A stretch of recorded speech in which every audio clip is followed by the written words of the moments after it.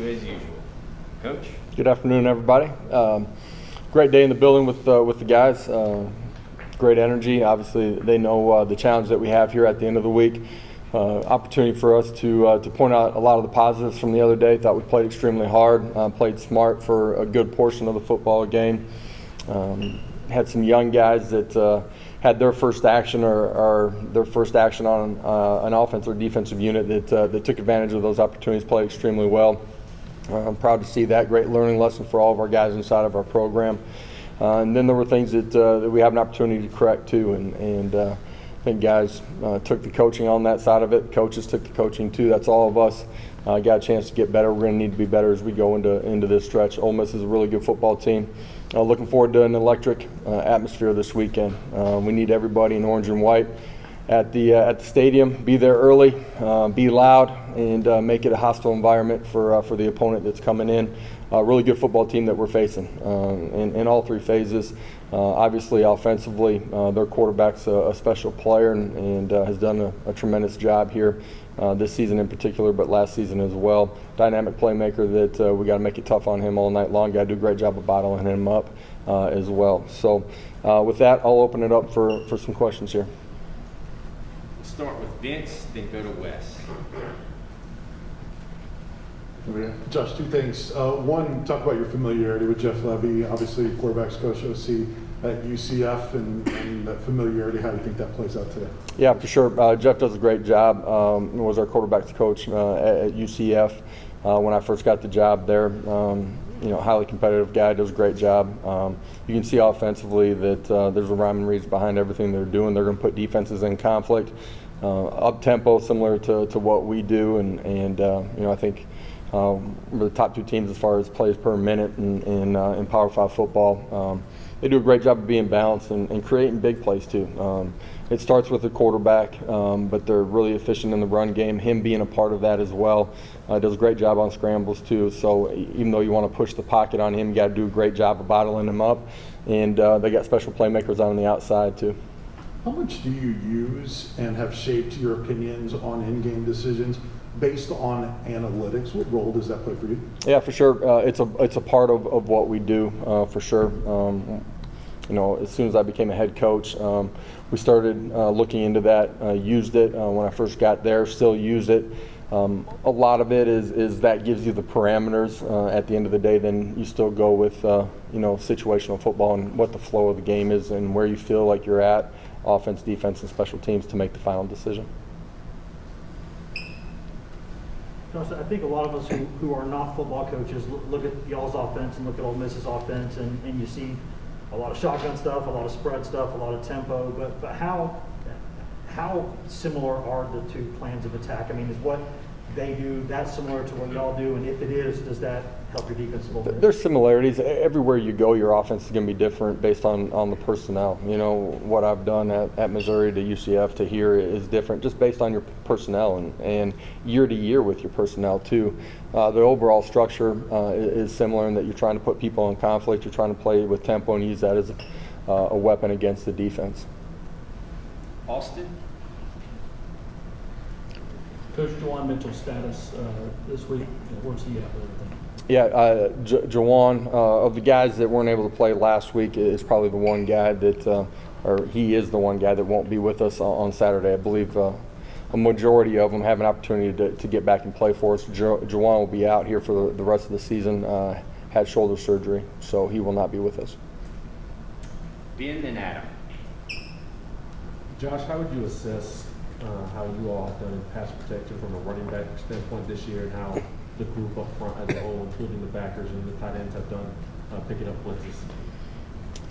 At times we've been highly efficient. At times we haven't. There were a few the other day that it's a combination of offensive line, tight ends, at times being in the protection too, and running backs. We've been really solid at times at all those positions, and at other times we've been deficient. So we need to be better in that and can be better. A couple things on injuries, just to clarify: Tyne, Chabari, Cooper, Theo, and Slaughter, they are back this week.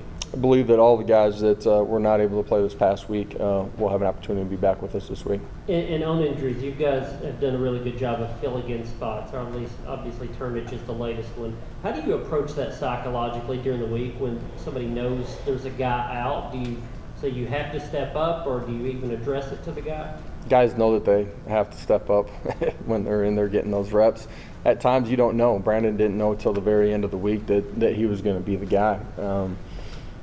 It's who you are and what you're about every day inside of your building. We talked a lot about if you're not, overly excited about what your role was this past week, you got to keep investing. The more you put into it, the more you're going to get out of it. Brandon's a great example of being prepared when his opportunity came, and he's done a great job on special teams. Gets an opportunity last Saturday to start. Does a great job in alignment, assignment, technique, and communication, playing with great effort, and then doing a great job of tackling in space. Rob, then Patrick. Coach, where is Hendon a better quarterback here in October than he was in August?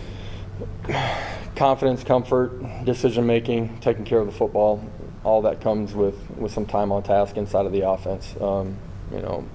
Whether it's check and run, check and run pass, whether it's RPO game, whether it's drop back, better decision making. The more time you have in it, the more comfort you have, the ability to handle and play within himself while we're playing with tempo, all of those things. He's become a better, more vocal, more ownership on the football field in the locker room with our team as well.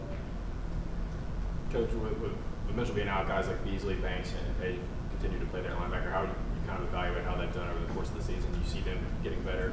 Yeah, for sure. I feel like we're doing that at every position too as you go through the season. Good teams, good players get better as you go through the season. That's why your practice habits are extremely important. You're going to gain reps during the course of a game too, and learn from all those situations that you're in. Like what those guys have done, their ability to recognize formations, communicate, get second and third level and first level all in sync. Done a really good job in some of the pressures. The other day we let one get out at quarterback. Just we can be better there and pinning the QB in, understanding the situation. But overall, like what they've done. Coach, Brandon Turnage was named the SEC Defensive Player of the Week. What did you see from him on Saturday? Congratulations to him. But a young man that since he's come in the building, has had great work habits and has continued to invest and. Battled a little bit of injury during training camp, which set his timetable back maybe just a little bit. Guy's done a good job on special teams when given the opportunity. Has continued to invest, has great knowledge, ability to play multiple spots. Gets his opportunity last Saturday, smart, competitive, and played with great effort and played with great technique. Proud of what he did on Saturday. Coach, along with Coach Banks, how do you feel like the defense has just kind of executed the game plan since the beginning of the season right here at the halfway point? Yeah, I think we continue to get better, fewer missed assignments. We're better in our communication. I think our ability to be multiple has been important in our success. I think our guys have a better grasp of the technique, in particular in our front seven. And, we've had some things, or some young guys have to play, in particular on the back end. Those guys have stepped in and done a really nice job, too. I think there's just, as you go through the season, and in particular your first season, there's more comfort and understanding of what you're doing, ability to go out and perform at a higher level. Brent, and back to Wes. Two things. One, when you looked at the tape in the second half, what did you see there? Was that them adjusting? Was that you? And then secondly, most anticipate this being a high-scoring game Saturday. As a play caller, does that challenge your patience in any way when it seems like there's kind of a race for points with the style of offensive play? Yeah, I don't think you want to go into this one just assuming that it's going to be a race for points. Every game's going to unfold differently. You got to play situational football. You want to make sure that you're getting the first down, moving the football. But the game will unfold as it kind of unfolds. Each game has its own identity a little bit. Your first question was? Second half, when you watch the tape, what was your takeaway offensively? Yeah. Not taking anything away from them, but a lot of ownership on our side of things that we didn't do that need to be better for us to perform at a higher level. Simple things, like really simple things that we did in the first half that we didn't do in the second half. Was that a mental thing or physical? Yeah, I talked about after the game kind of being on that competitive edge. and being on the right side of it. There's a really fine line, and we were not on the right side of that, and that's why your focus isn't where it needs to be, and all of a sudden some simple, everyday, ordinary things that you need to be doing weren't done at the level that we need them to be done at. Josh, it was just one game, but with the way Brandon played at that spot, Theo's been so good there most of the season, at least from this vantage point, he's looked pretty good. Okay. Is both those guys have the versatility to move around a little bit if you decide you want to get both of them on the field? Yeah, they both do have the ability to move to multiple spots and perform at a really high level, I think. We'll go to Blake in the back. Yeah, Josh, you mentioned that your system kind of varies a little bit from spot to spot, but you've been running this tempo and like a similar style system for a long time now. Why did you think that this type of system would be something that could have a lot of success in Power 5 football? I've been a part of tempo dating back to 2008 at Oklahoma. We played in the Fiesta Bowl and got beat by West Virginia and made a transition that offseason from 2007 to 2008 with a bunch of guys that were returning. So we've played with tempo at different times in the offenses, some of it just based on your personnel, experience with the quarterback, and what you felt like the head coach may have felt like the style of play between the three phases, what he wanted that to be. Tempo is a form of pressure that you can apply on a defense. The last 5 years in particular, we've ran it at a pretty regular pace, I guess, offensively. It's a portion of what we do. It has the ability to stress the defense.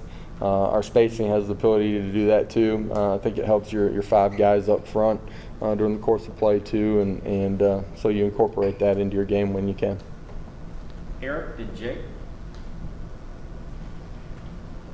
What are the challenges Ole Miss defensively are they going to present for you guys? Yeah, they're playing with 6 DBs, multiple, and what you're seeing on the back end, and then their fits too.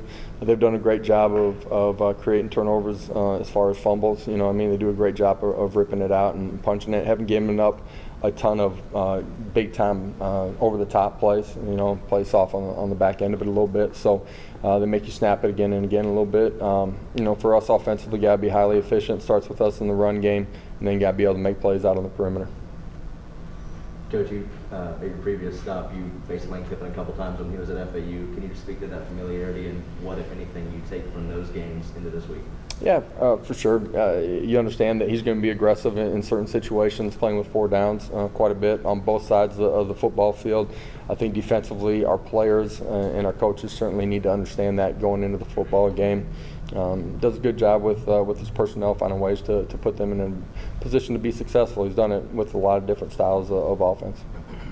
Rob in the middle, and then to Madison in the back. Coach, not that we're experts, but I think most of us sitting down here would have said if you're going to be good at receiver this fall, you would have had a couple of the sophomores really step up. But instead, you've had 3 seniors that have exceeded anything they were done before their careers as far as productivity. Did you see that coming in the spring? Did you think those like Cedric and Felix had that in them? Yeah, I thought Cedric really continued to grow. I think I spoke to him during spring ball. Each, third of spring ball, the first 5, second 5, third 5, you saw him make a real jump in who he was as a player, his work ethic, his attention to detail, being in the meeting room, spending extra time. That's allowed him to really grow and gain confidence, and that showed in the way that he's played. When Javonte got here, it felt like he would have an opportunity to help us athletically. His experience inside of the league felt like would allow him to grow pretty quickly. It was how fast he was going to grasp what we were doing offensively. He's done a really good job there. Bayless had a fantastic spring. Had the ability to play outside. We brought Javonte in, didn't know where Bayless was going to end up, knew that he was going to help us. Got hurt early in training camp, missed really almost all of training camp. Getting him back healthy and then up to speed was something that had to transpire the first couple of weeks. Those guys have played really well. They've been good as far as being able to read coverage and settle down in zones, be in the right spot versus man-to-man for the quarterback. They've won one-on-ones. They've taken great care of the football at this point. When they had the ball in their hands, Bayless has done a tremendous job, yards after the catch. We felt like that group had a chance to grow. I still feel like their best football is still here in the back half of the season, but they got a great understanding of what we're doing right now. Coach, coming into Saturday, South Carolina's defense had forced a turnover in every game this season. Your team has now not given up a turnover in 3 games in SEC play. How much would you just credit that to the comfortability that these players are showing within your system? Yeah, I think a part of it is decision-making, comfort in what we're doing. I think a part of it is protection. The quarterback's doing a good job of taking care of the football, too. I do think guys with the ball in their hands have done a great job. It's something that we practice and rep every single day. It's how we start our practice once we get done with our walkthrough. They've taken ownership of it. They've done a great job of taking care of it. It's going to be critical in this football game. You can't give away possessions and give them short fields. Vince, then Ben. You mentioned after the game that your turnaround would be pretty quick. Typically, you're talking about a 24-hour rule. How much of a grind is that for you? Like, are you turning the page like the second you walk away from the podium? How quickly are you turning around after that? Well, I went and recruited for a couple hours with guys that we had on campus and turned it around before dinner hit. I started watching video, and now it's about how you're getting better from what you saw on the video. For your players, I think it is important that they enjoy it Saturday night, they enjoy it on Sunday. Then when you come back in the building on Monday, now it's time to learn from it, you know what I mean, and gain that experience and push forward to the next week. Josh, I'd imagine with Juwan being out, y'all would like to get a fourth linebacker in the mix. Is Aaron Willis, Morgan Joseph, those guys any close to maybe getting out there? Aaron's a guy that's traveled with us the last couple of weeks, continues to grow in understanding of what we're doing defensively.